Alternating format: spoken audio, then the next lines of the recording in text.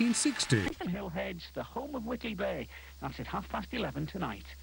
Should be a good one, rugby now. And England face Wales at Twickenham tomorrow, and coach Clive Woodward still believes they can make it a hat-trick of championship titles. England are 2 points behind France in the Six Nations table after losing 2015 in Paris earlier this month. Rob Andrews says England will have no trouble making up for that defeat. They'll beat Wales comfortably at Twickenham. They've always played well at Twickenham. Sides always bounce back after disappointment. Wales are trying to find their feet. And England will be flying on Saturday at Twickenham. They'll put the disappointment behind them. They'll win. And they'll hope that Scotland can do us a favour against France. OK, Doug Musgrove, selections for the weekend both run at Doncaster. The banker is number 4, Orientor, in the 4:10. And this is the money spinner number 10, Faithful Warrior, runs at 3:35. Good luck with those. Mike.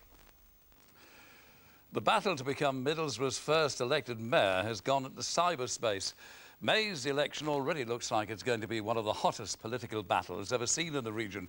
It seems some candidates have already taken to the information superhighway in the search for votes. Greggy Steele reports. Unless you've been in outer space, you probably already know Robocop Ray Mallon's got his heart set on being top dog at the town hall. Rarely one to shun publicity, though. He's now taken his election campaign into cyberspace. There's an awful lot on his personal site, except perhaps much modesty. Its bannerhead even boldly marries Mr Mallon's name to Middlesbrough's Transporter Bridge. Presumably the former superintendent's hoping the limited number of people who've signed on so far will come to regard Mallon and Middlesbrough as one and the same. But elsewhere in cyberspace, the other candidates are busy making a name for themselves. Labour hopeful Sylvia Connolly's election site isn't actually finished yet, but there is a nice big picture of her outside the town hall for voters to enjoy while they wait to find out what she stands for. No sign yet of a dedicated campaign site for Lib Dem candidate Councillor Joe Mickner either, but hunt around and you'll find an equally pleasant portrait of him highlighting his work with the Citizens Advice Bureau. But the candidate with perhaps the most in the way of virtual publicity is Bernie Slaven. The search engine we used found more than 800 sites with his name attached. Not surprisingly, the official Middlesbrough Football Club site has a lot to say about why he's such a hero to some people around here.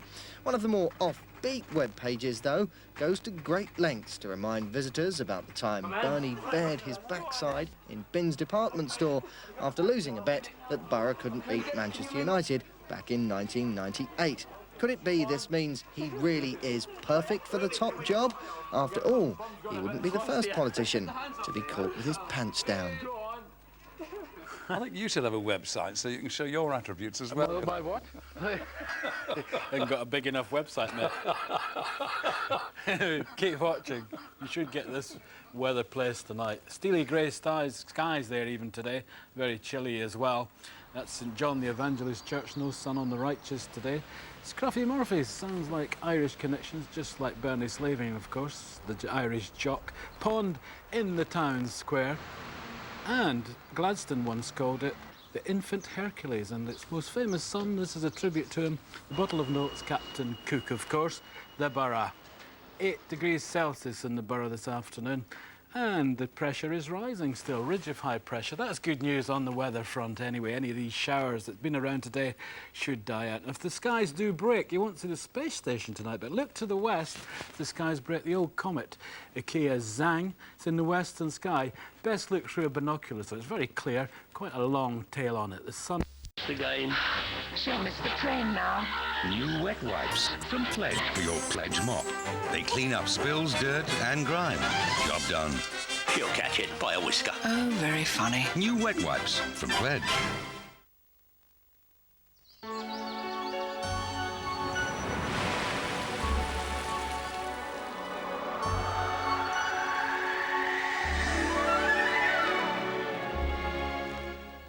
Hello there. Well, the pond in Middlesbrough town square, where temperature this afternoon was only 8 degrees Celsius. Doesn't get much warmer tomorrow. There's a weather picture for tomorrow. The winds are coming up from the south, mild direction, but the North Sea, it's very cold at this time of the year, and it's the same again on Sunday. Inland, nice mild temperatures. Sunday, complicated weather fronts nearby. Maybe Saturday turning out to be the better of the 2 days. This evening, we've got the wind coming in off the North Sea. There are 1 or 2 wee showers around, and by jings, it's going to be a cold old night. Temperatures in the sticks getting down to 2 or 3 Celsius. Maybe we touch a ground frost by the morning time. Out near the seaside, though, nicely about 5 Celsius. Tomorrow, well, it's mostly dry, it's mostly bright. Again, that pesky wind is a nuisance. It's going to make it feel really cold out in the east, while in the west, clouds over later on. You might even get a spit or 2 of rain, but that's the best temperature. 12 Celsius inland is 54 Fahrenheit. It's more of the same on Sunday, a nice bright start, chilly old start, but by tea time, I think many of us will be seeing some outbreaks of rain. On a mild day, 11 is 52. Next week starts mild, turns colder. For a 7-day regional forecast, call the Tyne Tees weather line on 09003 405 440. A sticky situation for Morse tonight with some underhand dealings on the cricket field from 8:30. Now time for the news with Mark Austin and Mary Nightingale. End of an era. Ailing Thatcher told no more public speaking. Paralysed woman wins fight to have life support switched off. Why phoning's more lethal than drinking while you drive. And Liza Minnelli laughs off the honeymoon jewel thieves.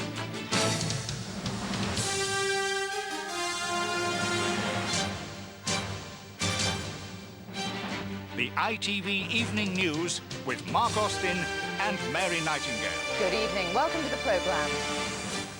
Hello, Lady Thatcher will never make another speech on doctor's orders. The Prime Minister, who gave us the ladies not for turning and we are a grandmother, had another slight stroke on Tuesday and has been told, give up all your speaking engagements immediately.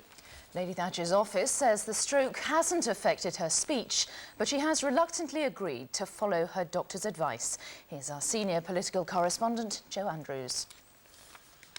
Lady Thatcher has never done anything by halves, and so it proved today.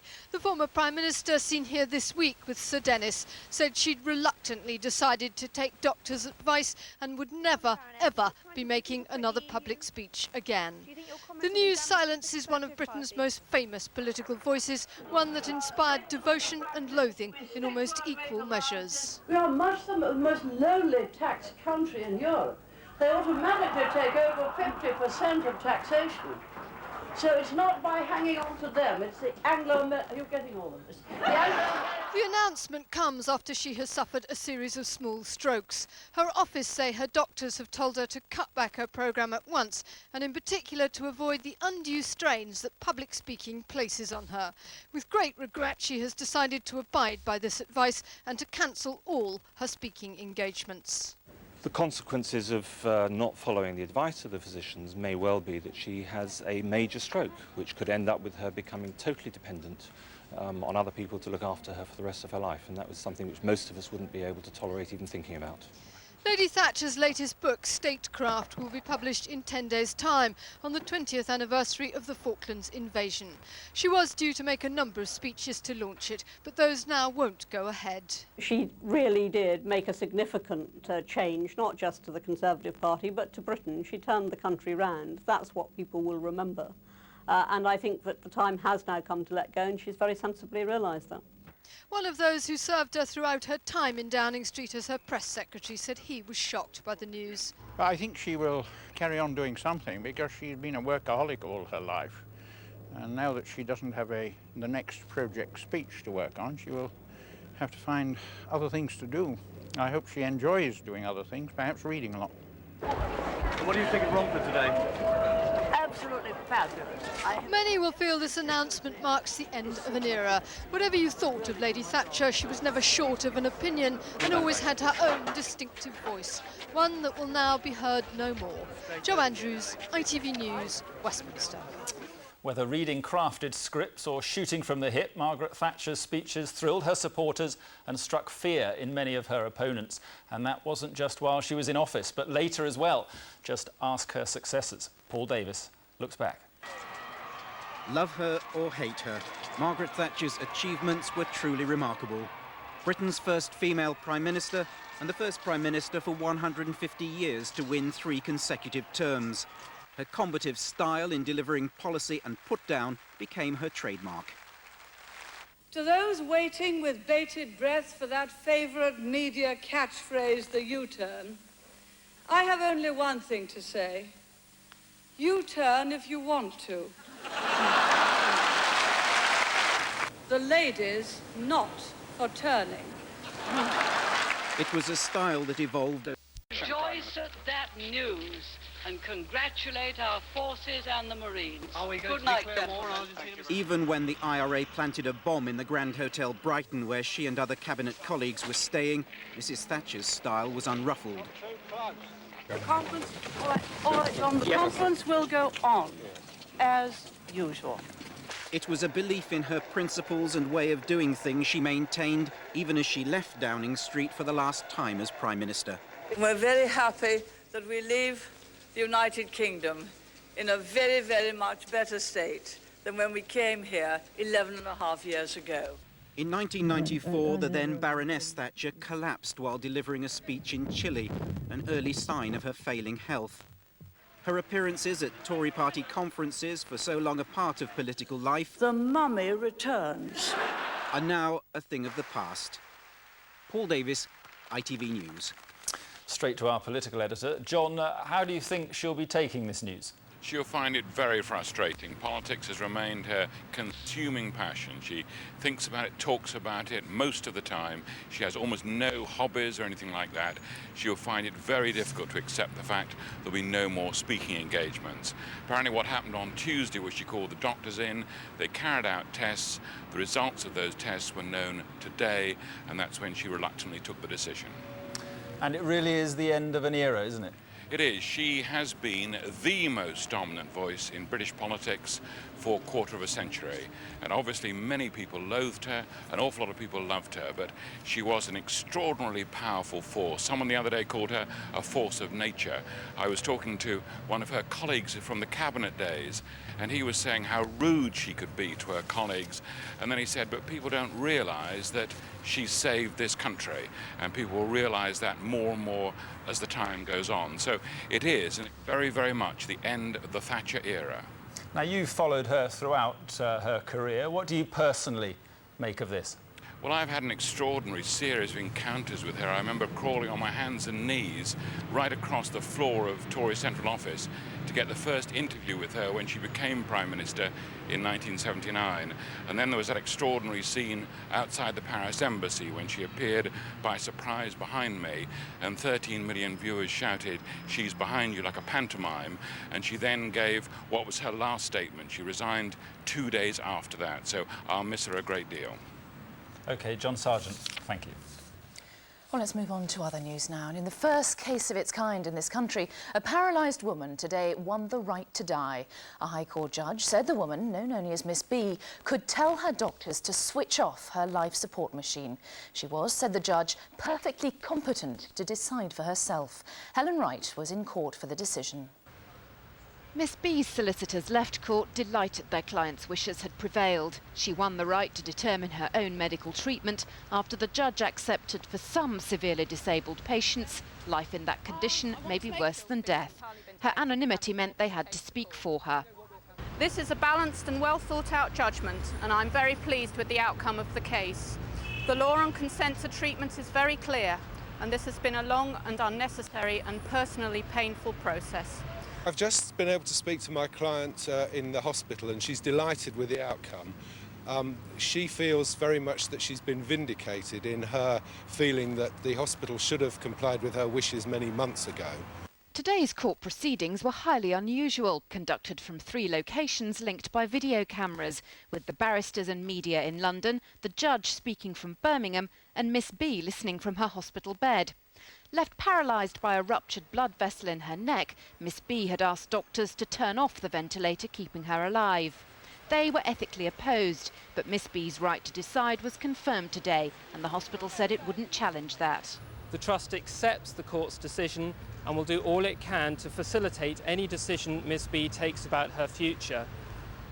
Miss B moved to the UK at the age of 8, though she was born in Jamaica. She's now 43 and single. She's a committed Christian and used to run a hospital social work department.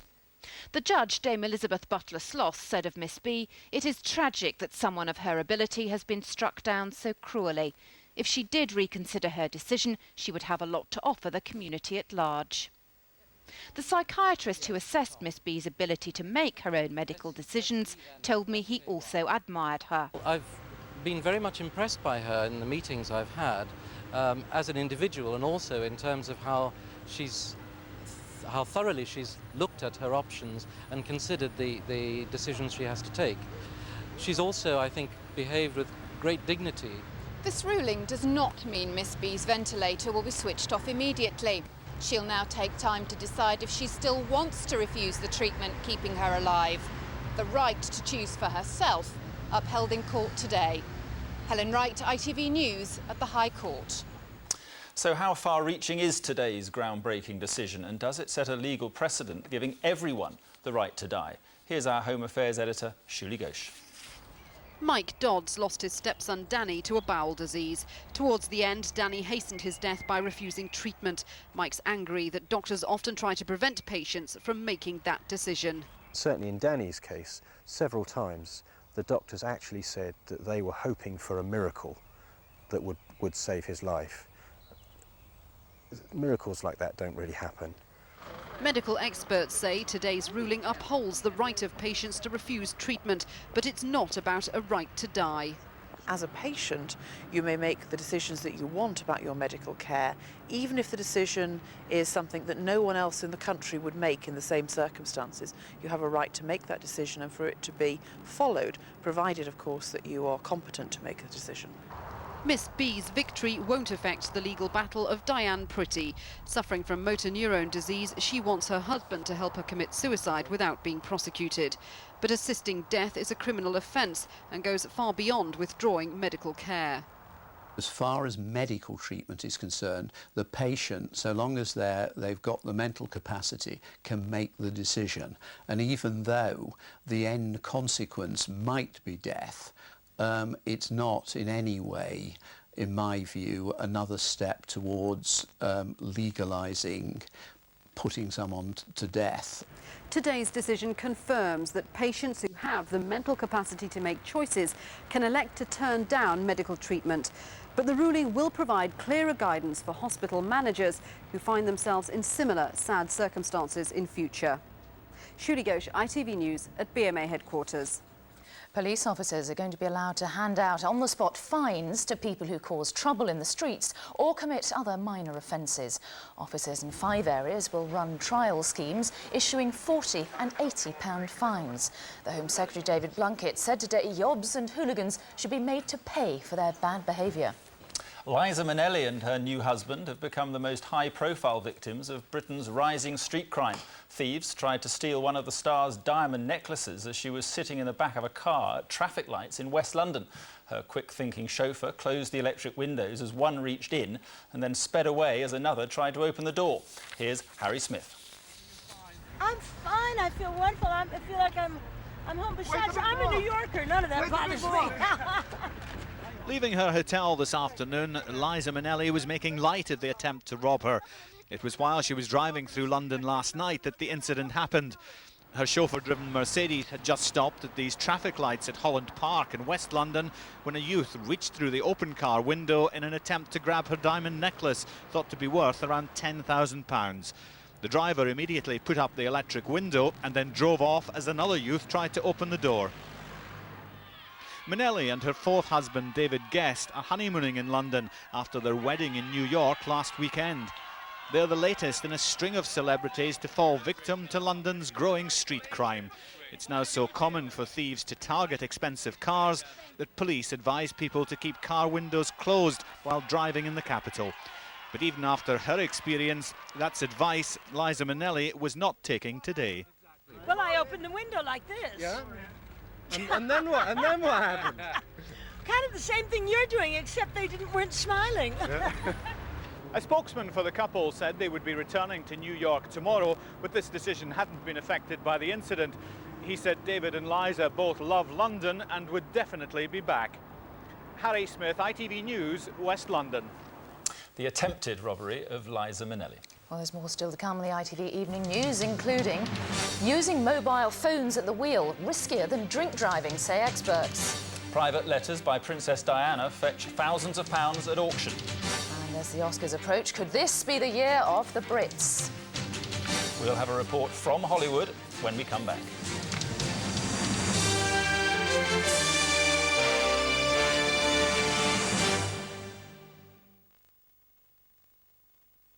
It's funny, once people discover Matalan, they think about little else. I named this ship the Lady Farmer G, only £22.50 from Matalan. And low means, well, wet. Men's washable suits, an absurd £40 at Matalan. 3 across. Stretch lace bra and brief set, £10 at Matalan. Discover Matalan, and you'll think about little else.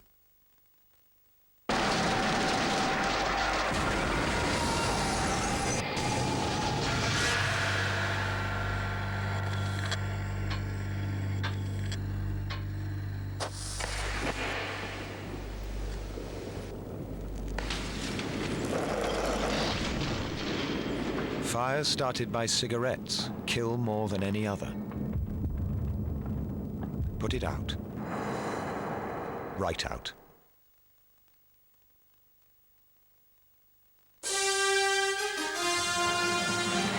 Welcome back to the ITV Evening News. Our main headlines: Lady Thatcher has been told she can never make another public speech. Doctors say she's had a series of small strokes. And the paralysed woman who wanted to be allowed to die has been told her ventilator can be switched off. There was worrying evidence today that using a mobile phone at the wheel of a car is more dangerous than drinking and driving. The Transport Research Laboratory says it takes someone talking on the phone longer to react, half a second longer if you're using a handheld mobile. Joyce Ohaja has more details. Drivers talking on their mobile phones at the wheel have long been considered hazardous, but this latest report suggests it's even more dangerous than drinking and driving. Using a driving simulator, scientists at the Transport Research Lab tested the reaction of 20 drivers over 3 months. And what we found is that talking on a mobile phone impairs your ability to judge distances. It means that you drive closer to cars in front, but more importantly, your reaction times are slower by up to 50%. So that means that you're less likely to stop in time if there is an accident or somebody pulls out in front of you. Researchers studied motorists driving at 40 miles an hour, reacting to a hazard on the road. Under normal driving conditions, it took them 52 feet to brake. Under the influence of alcohol, it took them 60 feet to brake. Using a hands-free kit, it took them 67 feet to react. But whilst using a mobile, they'd driven for 78 feet before they braked. But the RAC Foundation says the report is irresponsible, dangerous and misleading. We're worried that the research is being misinterpreted and sending out a dangerous message comparing using a phone and drunk driving. Drunk driving is far more dangerous.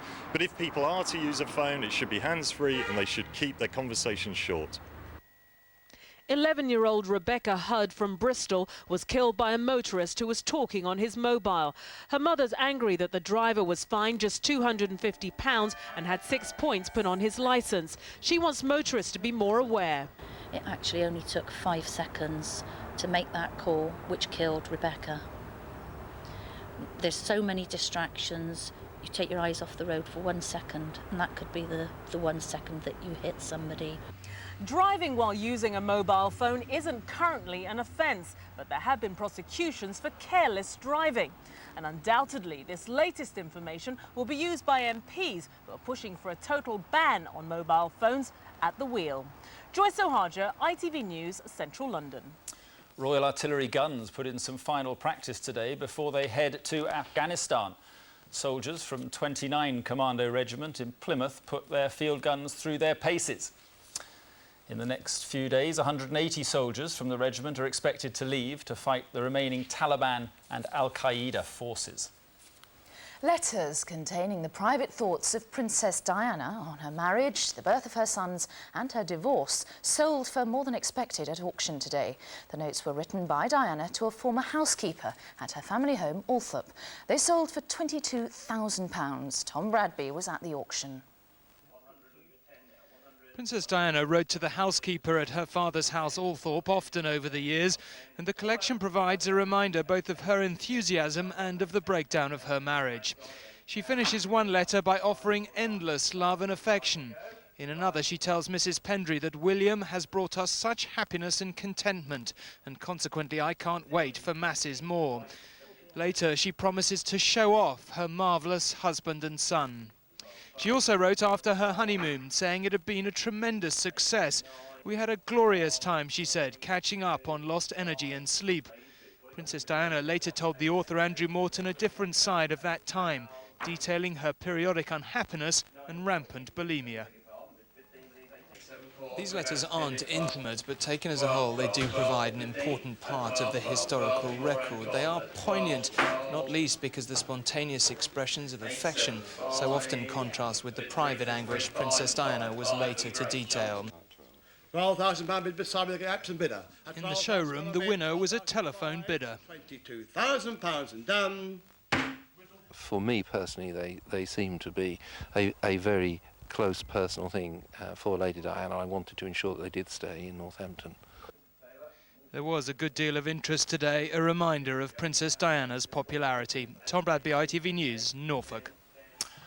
Football, and Manchester United and Liverpool avoided each other in today's quarter-final draw for the Champions League, but if they both win their matches, they would face each other in the semi-finals. Terry Lloyd has been hearing reaction from both teams. The draw could have brought the two British clubs together at this stage of the Champions League. Instead, Manchester United landed their Spanish bogey team, whereas Liverpool appear to have got off lightly. United will meet Deportiva La Coruña, who've beaten Sir Alex Ferguson's men twice already this season. In fact, United have never beaten a Spanish side on Spanish soil. We're not giving goals away, we're scoring goals. So, you know, Deportivo will meet, I would think, a different Manchester United.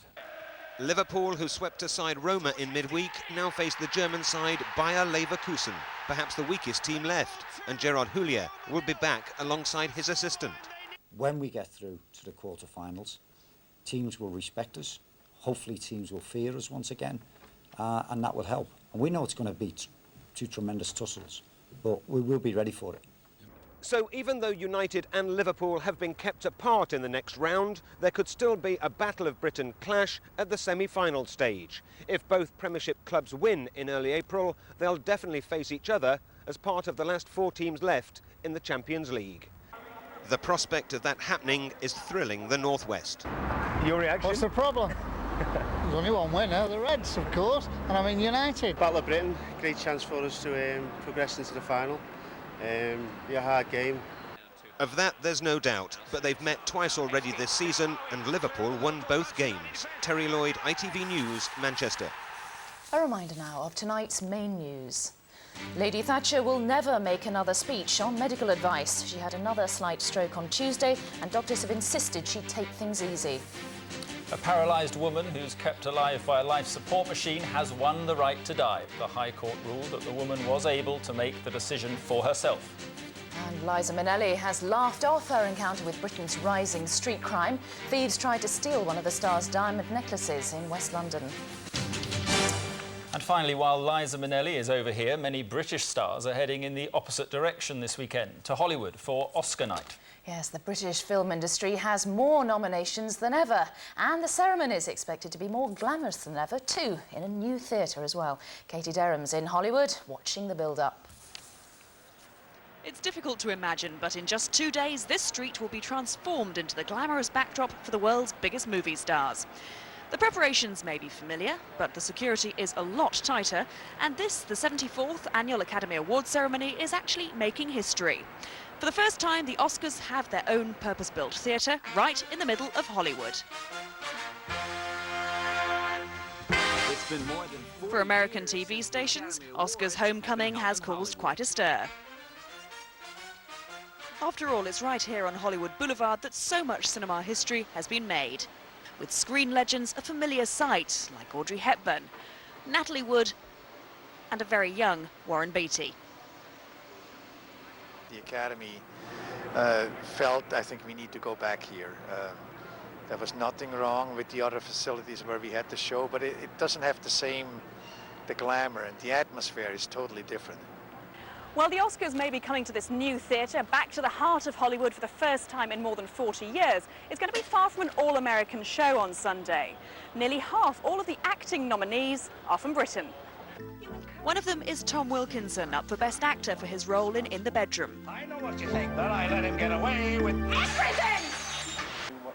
He's playing down his chances of winning. If I do, it'd be a stupendous surprise.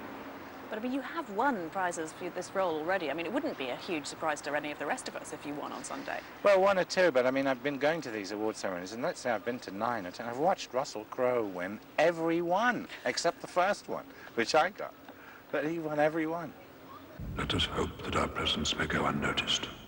Well, with 8 British acting nominees, that's unlikely. But while the likes of Tom Wilkinson, Kate Winslet and Judi Dench are contenders, it's Ian McKellen in Lord of the Rings, who insiders say is the best British hope on Sunday. They are coming. Katie Derham, ITV News, Hollywood. Fingers crossed, and that's news so far. The evening news is back on Monday at the usual time, 6:30.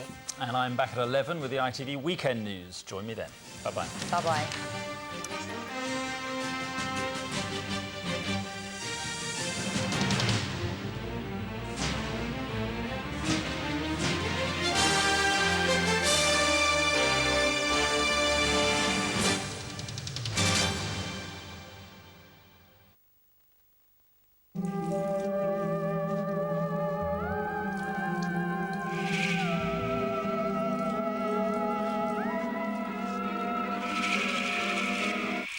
PowerGen, controlling energy for homes and business.